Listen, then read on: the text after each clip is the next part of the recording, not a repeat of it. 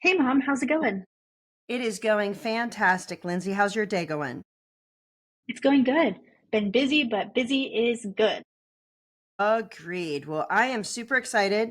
I have a very special guest on the show with us today. She's one of my favorite people, and I get to see her when I travel to Kansas.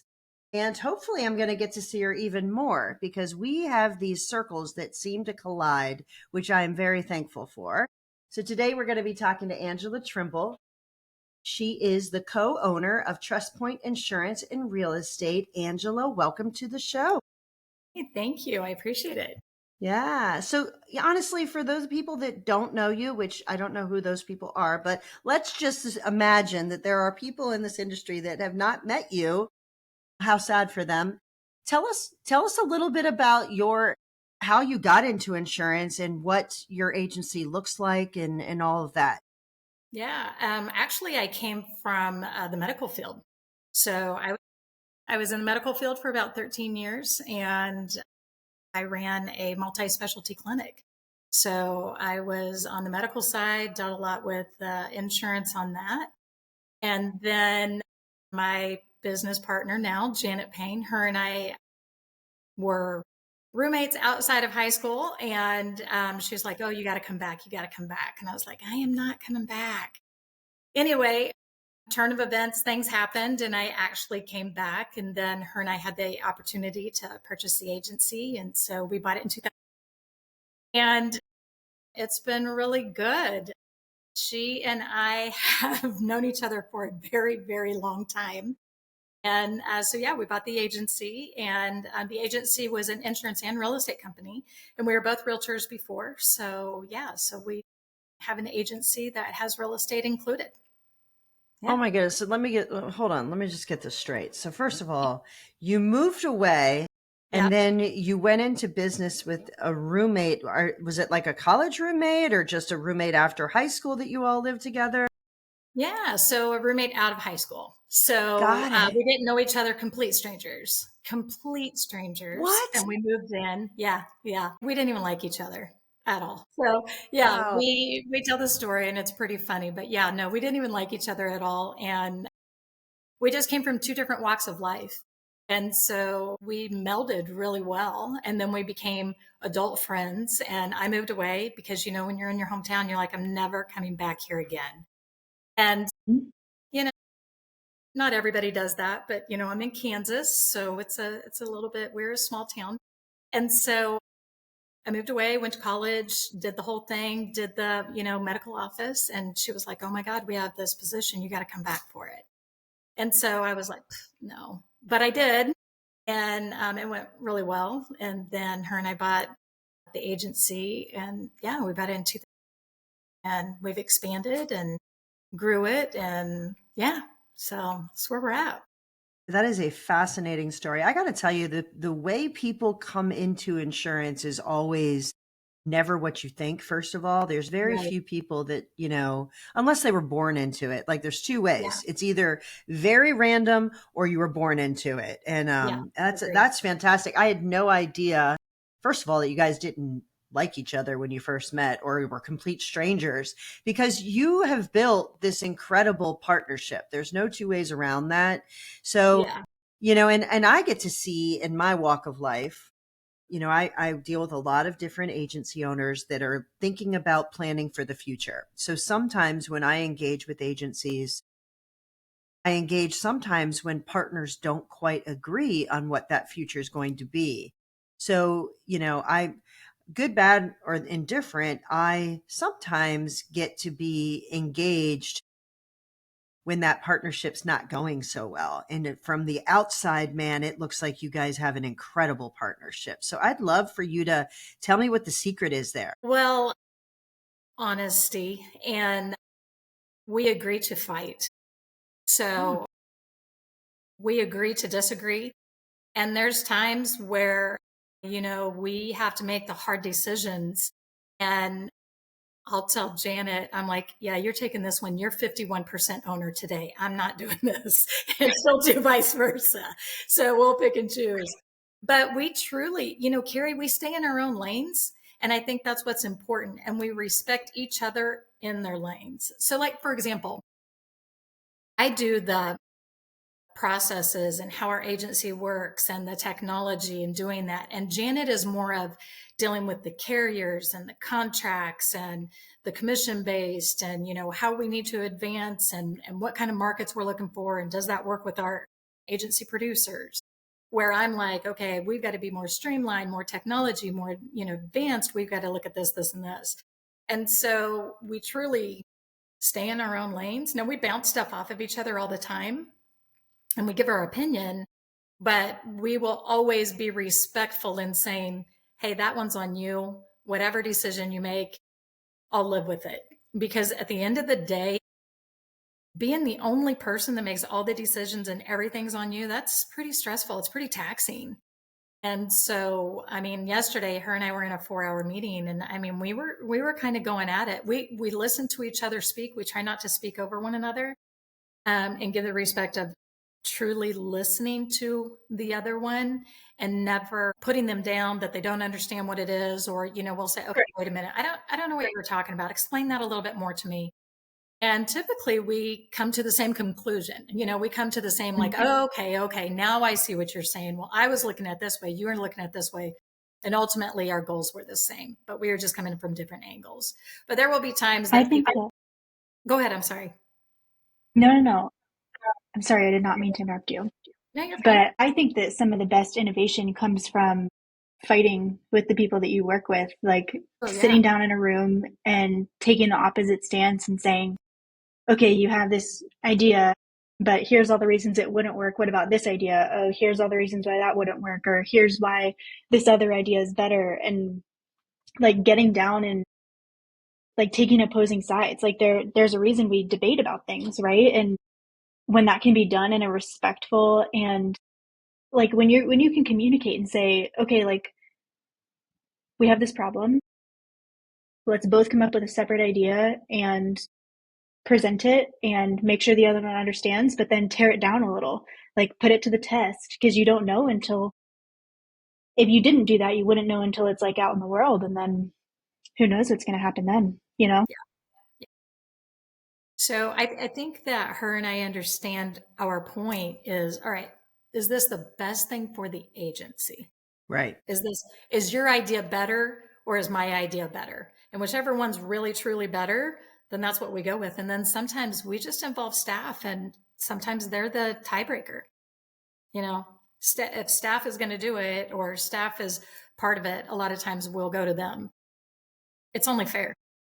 So, Angela, you said your role versus Janet's role, and there's some really clearly defined who takes the lead in certain things, right? So, has it always been that way, or is that like a renegotiated thing all the time? Really has always been that way. It really has. And we've kind of have found our own roles too as we keep on, growing. And so it's interesting to find that. Janet, love her to pieces, but technology makes her very angry. She makes her very angry. And she can read policy to me until it's a snooze fest. I am just like, Janet.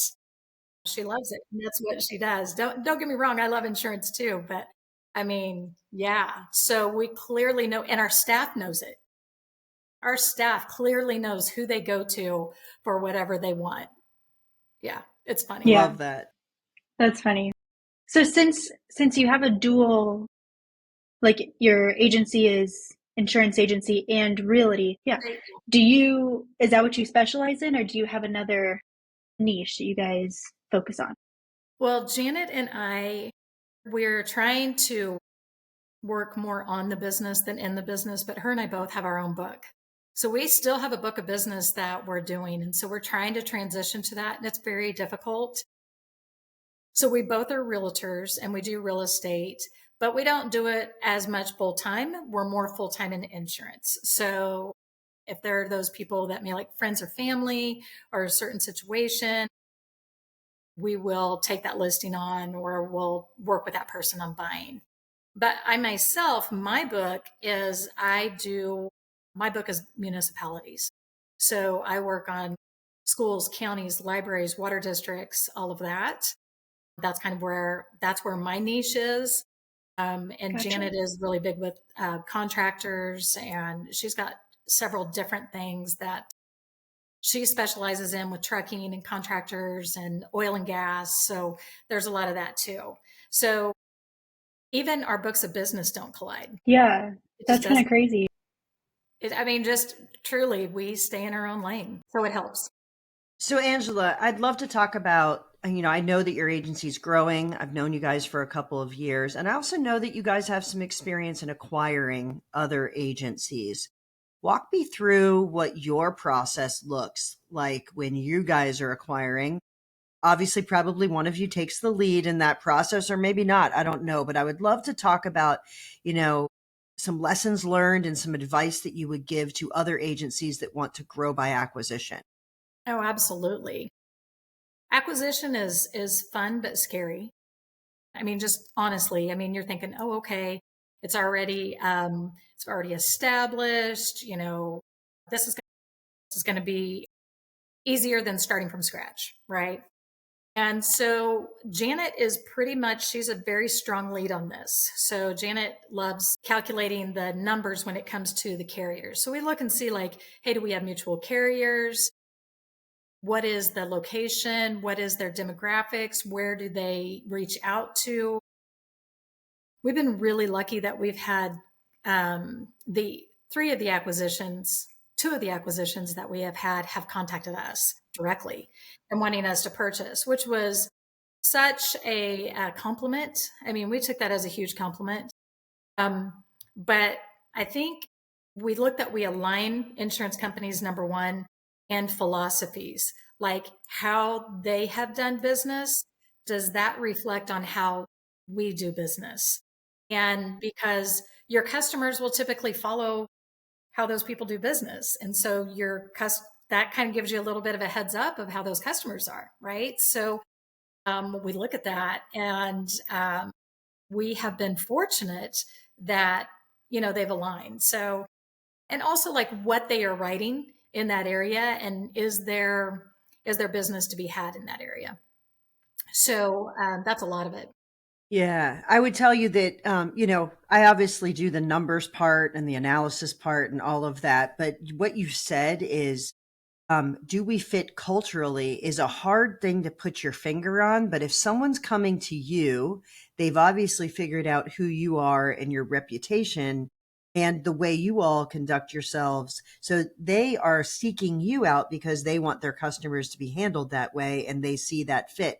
It's the hardest part of an acquisition, to be quite honest with, is to really know, and are we going to fit, and is the behavior of our staff, of our customers, of our carrier reps, like every part of the people, our referral partners, everyone, are they going to mesh with the thing that we already have? Because if they don't, it can literally change the entire culture of what you're doing, really be taxing on your staff if you're forcing them to do something that's completely outside what they typically do, right? So I love that you led with that, because a lot of people, I think if you haven't acquired, you don't know how important that is and how horrible it can be if you get that part wrong, right? Right.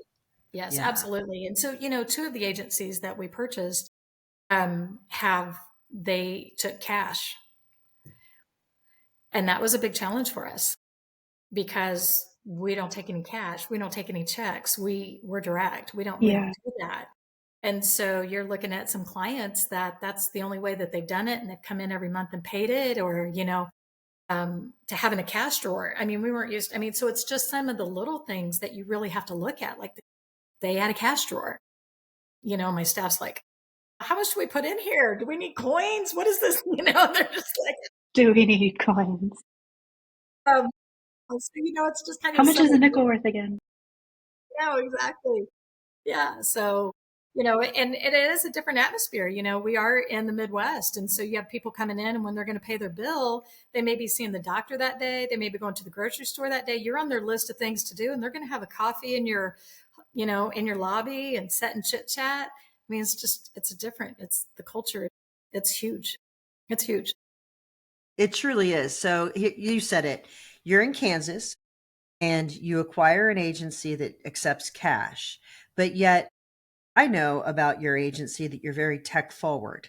So tell me how, and I'd love for you to describe the technology solutions that you are, because that's your lane. That's the thing that you're driving inside the agency. So it's just kind of funny to me as I'm considering, okay, we have a paper based, most likely cash accepting agency that sought you guys out, and maybe they knew, maybe they didn't know, but you're pretty tech forward in the middle of Kansas.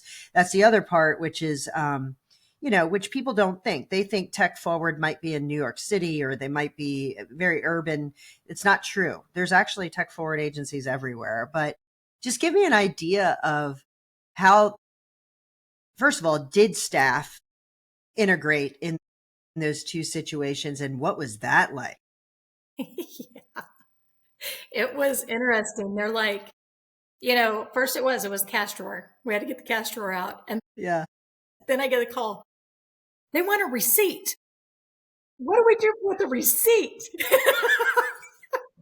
And I'm just like, That's so yeah, funny. a receipt. Okay. You type something up and then you sign it.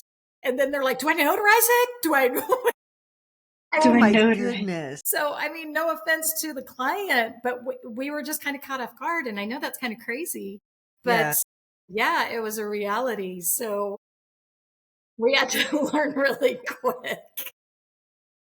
But I had to give them like a notice. So we like put a notice out and said, for 6 months, we're only going to accept payments. And then after that, you'll either have to be direct or pay online or whatever. But it was a culture change too, because that agency that we had bought out, we bought with the knowing that we would have one of their employees. So she had been with them for over 20 years. So Mhm. she was used to taking cash. And so we had to train her like, yeah, no, we're not going to do that. And she's just like, how's that work? And so it's kind of that training for everyone. And so it was a little bit of an adjustment, but we got through it. I can just envision that this podcast is, from cash to bots. Cause I mean, you guys have bots in your agency. So, Yeah. how is she adjusting to the fact that there's some automation and things inside your agency, or maybe not her specifically, but in general, let's just talk about the use of technology inside your agency and what that looks like. Yeah. Okay. Well, the staff makes fun of me because November, they all make fun of me. It's okay.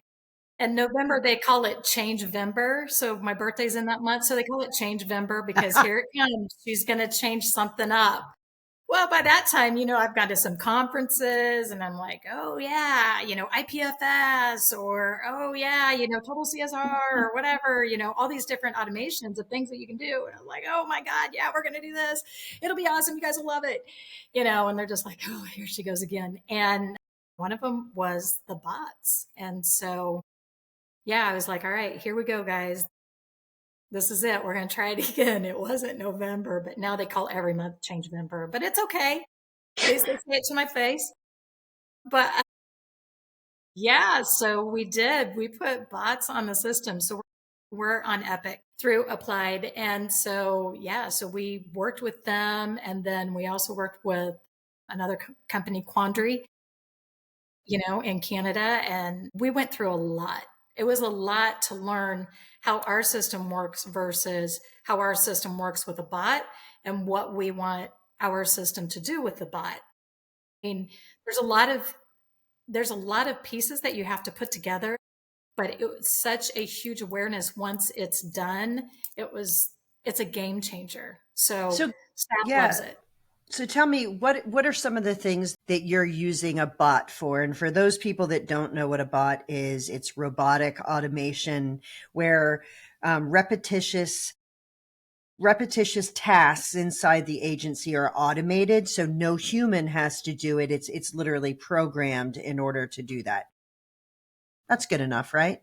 Yeah. Oh yeah. Yeah. Okay. Perfect.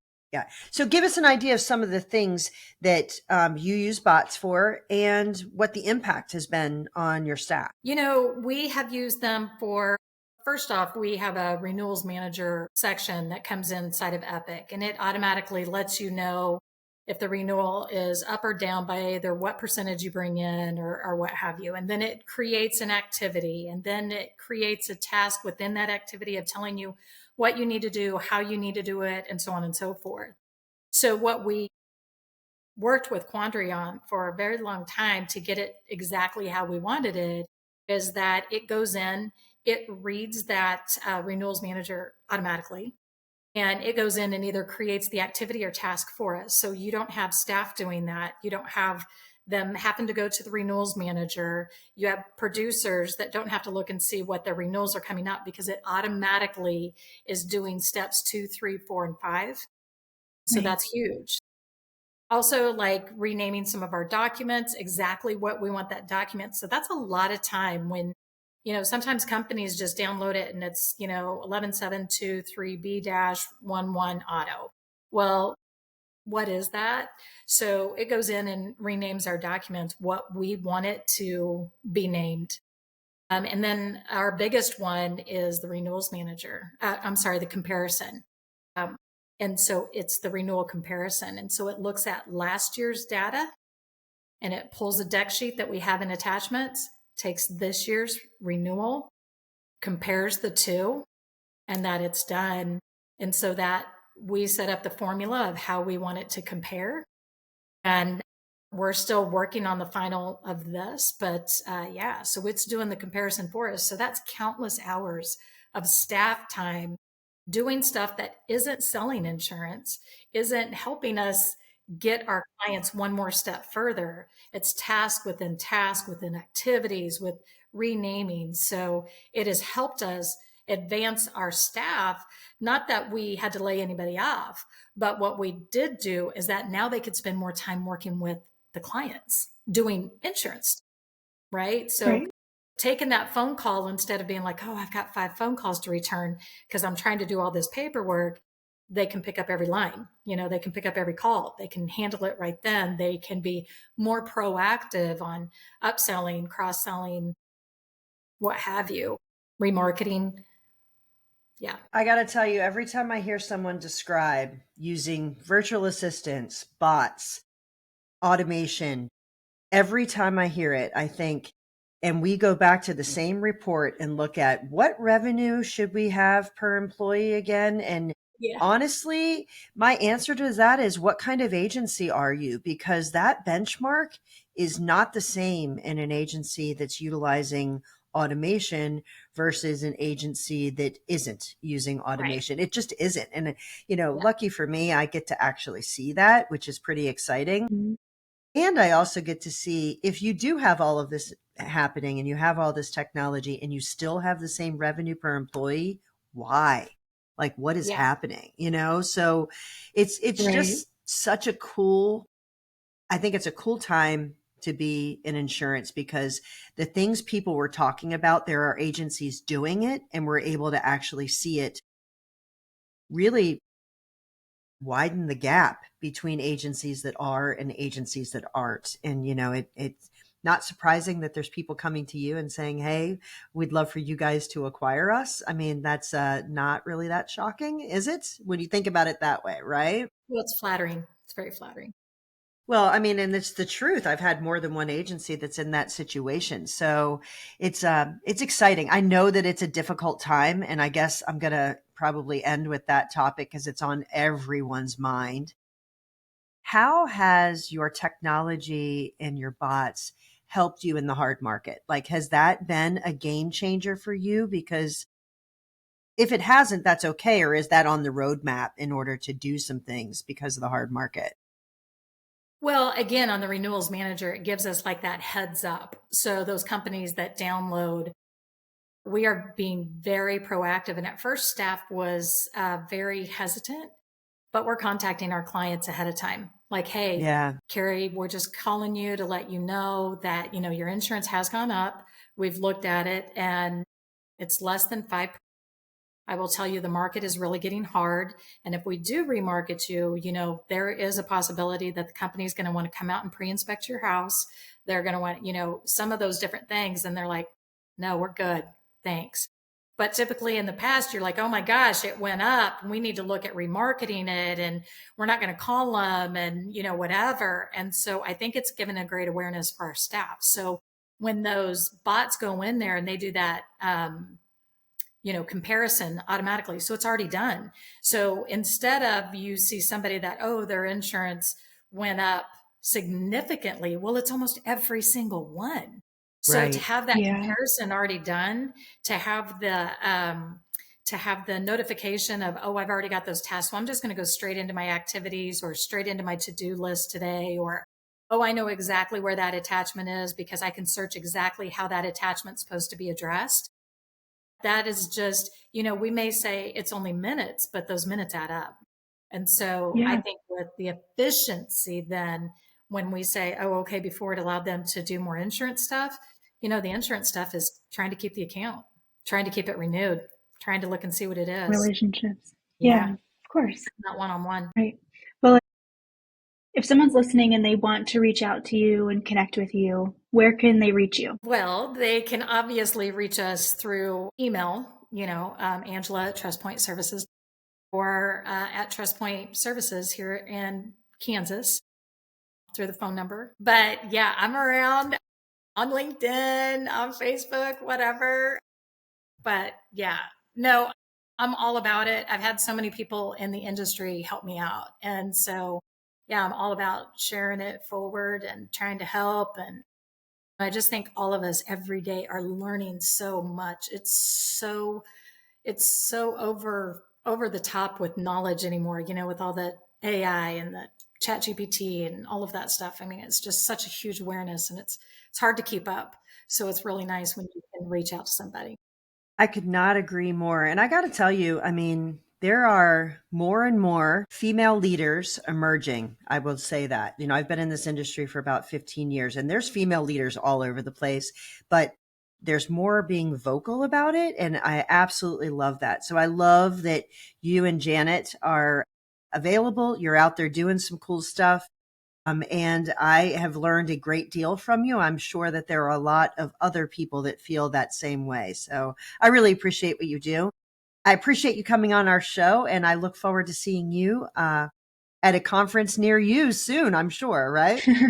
Absolutely. And Carey, thank you. I mean, when we met, I don't know, many years ago, 5-6 years ago, you were one of those people that I was like, oh my gosh, we've got to do that. Yeah, you're funny. One of the reasons I brought back to my staff, and they're like, "Oh, here we go again." Oh, I'm the change vendor. That's terrible. Change vendor. Let me tell you, I'm going to use that change vendor thing for sure. So anyway, well, it was super fun hanging out with you today, Angela, and I look forward to seeing you soon. Yes, it was great talking to you, and Lindsay, you as well.